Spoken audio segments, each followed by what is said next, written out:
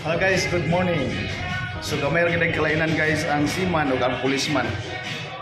Ang kalainan lang guys, ang policeman naa sa station permanente o sa kampo pero nakasakay barko. Samantala ang seaman silang sakay barko wala sa station o kampo. So saludo sa mga seaman dyan. So saludo mi sa mga seaman no. Maraming sakripisyo na pinagatuig.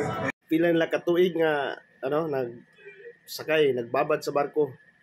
So sa amo lang gani no, isa lang kagabi grabe ang kakuyaw kay natimingan nga dagko kay balod. So halos wala mi tulog ay nang mata mi og gabi dako nga nasa alas 12 tungod kay halos mga tuwang ang mga kauban nga mga malita ug kami nang mata gyud ug wala kabalik tulog tungod sa kusog sa balod.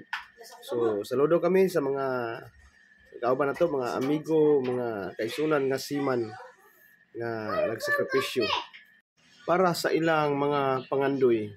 So kamong mga asawa, mga anak sa mga seaman nanimpalad amping taon ninyo. Kung mahimo tagain ninyo dakong value tungod kay dili lalim ang ilang trabaho, dili lalim malayo sa ila ang mga mahal sa kinabuhi. Willing sila mo sacrifice para sa inyo para sa inyong maayong ugma tungod kay gitan-aw na nila kay kana nga sakripisyo dili na makaya kung mabulag sa pamilya pila ka bulan tuig, pero ilang gikaya para sa mamahimong maayong future sa mga anak. So kung mahimo pasalamati sila o ampingi.